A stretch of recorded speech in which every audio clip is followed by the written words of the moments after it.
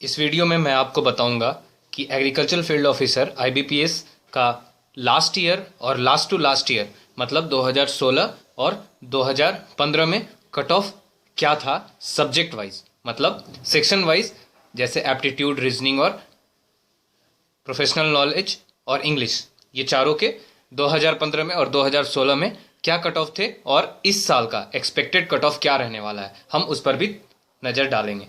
तो सबसे पहले देखते हैं कि किस सेक्शन में कितना कट ऑफ था, और साथ ही साथ हम ये भी देखेंगे कि आपको अब किस तरह से अप्रोच लेना है सेक्शन वाइज। जैसे कि नए रूल्स आए हैं तो उसके हिसाब से आपका क्या अप्रोच होना चाहिए, कौन सी स्ट्रेटेजी आपको रखनी चाहिए ताकि आप ज़्यादा से ज़्यादा स्कोर कर सको और आप कट ऑफ पार कर सको हर सेक्शन में और एग्रीकल्चर में ज़्यादा से ज़्यादा मार्क्स ला सको।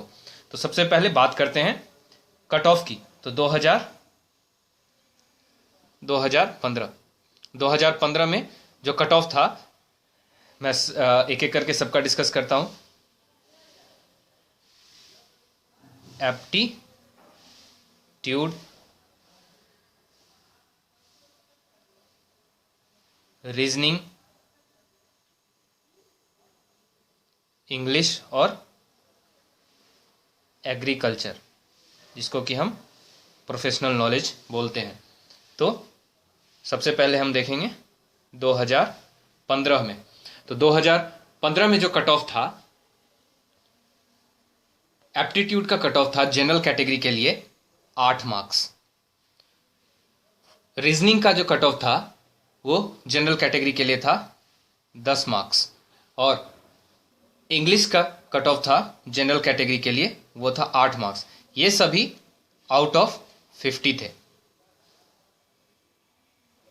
और एग्रीकल्चर का भी कट ऑफ इसको 50 में कन्वर्ट करके ही दिया जाता है। तो एग्रीकल्चर का जो कट ऑफ था वो था 14 मार्क्स आउट ऑफ 50। तो क्वेश्चंस आपको पता है, एप्टीट्यूड में 50 होते हैं, रीजनिंग में 50 होते हैं, इंग्लिश में 50 होते हैं, एग्रीकल्चर में 50 होते हैं, लेकिन कट ऑफ जो डिसाइड होता है आउट ऑफ 50 होता है। लेकिन जब फाइनली मार्क्स जब कैलकुलेट करते थे तो उसमें प्रोफेशनल नॉलेज का जो वेटेज था वो बढ़ जाता था, 1.5 टाइम्स हो जाता था, इसलिए ये टोटल मार्क्स हो जाता था 75। अब जो 2016 में था, 2016 में जो कट ऑफ था वो किस तरह से चेंज हुआ हम ये देखते हैं। एप्टीट्यूड में जो कट ऑफ था जनरल कैटेगरी के लिए वो घटकर आ गया था 7.75, ज़्यादा चेंज नहीं हुआ था आउट ऑफ 50। रीजनिंग का जो कट ऑफ था ये भी थोड़ा सा घटा था और आया था 9.25 आउट ऑफ 50। इंग्लिश का जो कट ऑफ था ये थोड़ा सा बढ़ गया था 9.5 आउट ऑफ 50। तो आप देख रहे हैं कितना कम मार्क्स लाना होता है आपको कट ऑफ पार करने के लिए। इस साल आपको इन तीनों सेक्शंस, एप्टीट्यूड, रीजनिंग और इंग्लिश, इन तीनों सेक्शंस में सिर्फ कट ऑफ ही पार करना है। आपको ये बात ध्यान रखना है। तो आप उस हिसाब से ही अपनी स्ट्रेटजी बनाएंगे, अपना अप्रोच रखेंगे ताकि आप कट ऑफ पार कर सकें। कोशिश करेंगे ज़्यादा से ज़्यादा क्वेश्चन सॉल्व कर सकें, लेकिन कट ऑफ पार करना हमारा मेन एम होगा यहाँ पर इन तीनों सेक्शंस में। और एग्रीकल्चर में आपको ज़्यादा से ज़्यादा मार्क्स ऑब्टेन करने हैं ताकि आप जो मेरिट लिस्ट बने वो एग्रीकल्चर के बेसिस पर ही बनेगा, तो मेरिट लिस्ट में आप आगे आ सकें इसलिए, और आपका सिलेक्शन अच्छे बैंक में हो सके या किसी भी बैंक में हो तो वो एग्रीकल्चर के बेसिस पर ही होगा। तो एग्रीकल्चर का जो कट ऑफ था लास्ट ईयर वो था 11.25 आउट ऑफ 50। अब यहाँ पर एक चीज़ ध्यान देने वाली बात है, हालांकि सेक्शनल कट ऑफ घट रहे हैं, एक इंग्लिश को छोड़कर सबका घटा है, लेकिन जो फाइनल सिलेक्शन था, जो फाइनल सिलेक्शन के लिए जो कट ऑफ हुआ था वो बढ़ गया था। अराउंड 36 था 2015 में, जनरल कैटेगरी के लिए 36 था आउट ऑफ 100, रिटेन और इंटरव्यू मिला के, रिटेन प्लस इंटरव्यू मिला के। और 2016 में यही हो गया था अराउंड 41.5 आउट ऑफ 100, रिटेन और इंटरव्यू दोनों मिलाकर। तो ये बढ़ गया था और बहुत बच्चों का रह गया था। इस वजह से अराउंड 38-39 मार्क्स उन्होंने ऑब्टेन किया था, लेकिन वो कट ऑफ को पार नहीं कर पाए थे अच्छे मार्क्स होने के बावजूद। तो आपको इस बार ध्यान रखना है इन सारी चीज़ों का। साथ ही साथ और इसमें ध्यान देने वाली बात है, जो रिटेन का इस बार जो वेटेज होगा और इंटरव्यू का वेटेज वही 80:20 ही रहेगा। लेकिन रिटेन में जो 3 सेक्शंस एप्टीट्यूड, रीजनिंग और इंग्लिश के भी मार्क्स कंसीडर किए जाते थे, इस बार वो कंसीडर नहीं किया जाएगा, सिर्फ एग्रीकल्चर का मार्क्स ही कंसीडर किया जाएगा। तो अब हम देखते हैं कि आप किस तरह से अप्रोच लेंगे ताकि आप इस एग्ज़ाम को पास कर सकें और सिलेक्शन हो। तो सबसे पहले हम देखेंगे, इस वीडियो में मैं सिर्फ रीजनिंग का बता रहा हूँ, नेक्स्ट वीडियो में एप्टीट्यूड और इंग्लिश, उसका भी एप्टीट्यूड, इंग्लिश और एग्रीकल्चर तीनों का मैं नेक्स्ट वीडियो में कवर कर दूंगा। तो इस वीडियो में सिर्फ रीजनिंग का ही जो स्ट्रेटजी है उसको बता रहा हूं, आपको कौन से क्वेश्चंस पहले अप्रोच करने हैं ताकि आपका टाइम वेस्ट ना हो, 30 मिनट में आप ज़्यादा से ज़्यादा क्वेश्चन कर सकें। एप्टीट्यूड के लिए, रीजनिंग के लिए, इंग्लिश के लिए, एग्रीकल्चर के लिए, सब के लिए टाइम फिक्स कर दिया गया है इस बार। तो आपको उतने ही टाइम में ज़्यादा से ज़्यादा क्वेश्चन आप कर लो तो आप सेफ हो जाओगे कट ऑफ पार करने के लिए। रीजनिंग में जो क्वेश्चंस पूछे जाते हैं उनमें मेन होता है जो आपको सबसे जरूर अटेम्प्ट करना चाहिए और उसमें कोई गलती नहीं होनी चाहिए, वो है सिलोजिज्म। बहुत ज़्यादा टफ नहीं आता, तो सिलोजिज्म के 5 मार्क्स आपको अच्छे से प्रैक्टिस कर लेना है। उसके बाद इनइक्वालिटी, ये भी इसको हम मिला देते हैं कोडिंग डिकोडिंग से। जैसे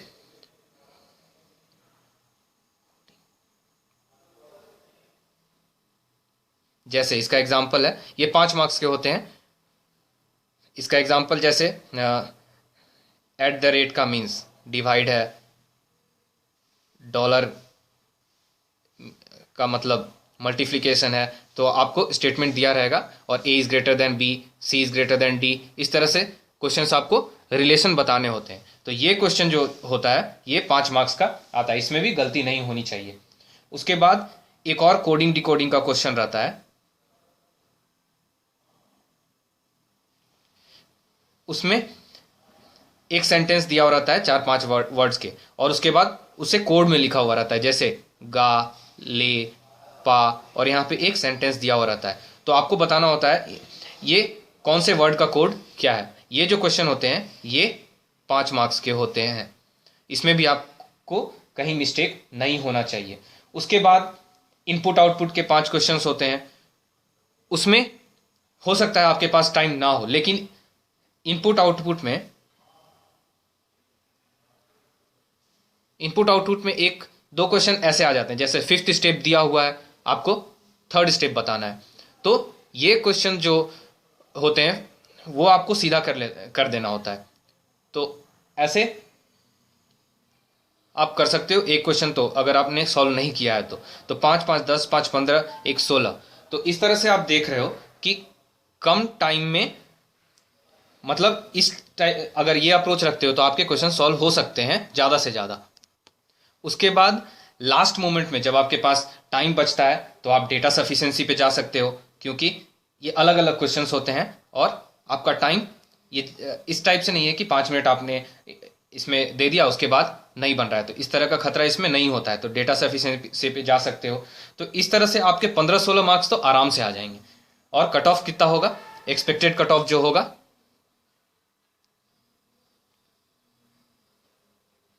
ये रीजनिंग का 10 मार्क्स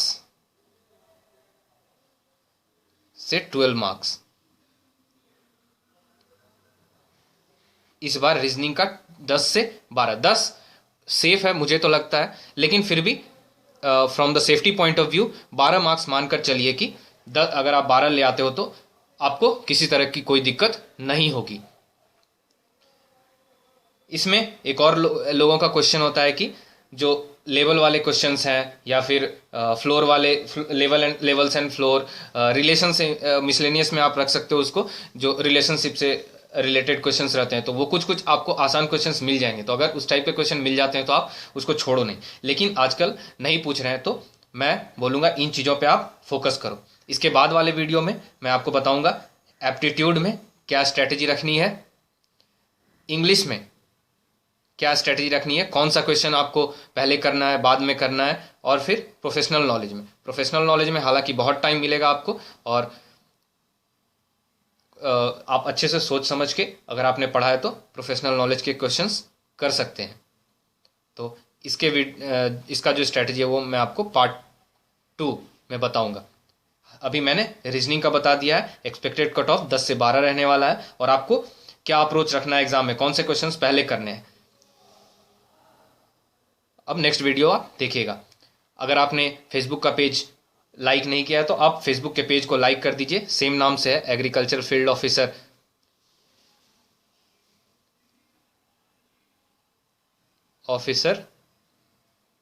IBPS, यूजर नेम भी यही है, आप इसे सर्च कर सकते हैं। यूट्यूब पे भी सेम नाम से चैनल है, आप उसको सब्सक्राइब कीजिए ताकि हमारे लेटेस्ट वीडियोस आप तक पहुंचते रहें, नोटिफिकेशंस आपको मिलते रहे।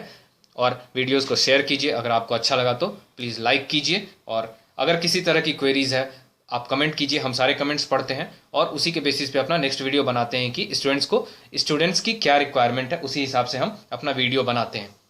एग्जाम के लिए ऑल द बेस्ट और सबको happy new year. Thank you.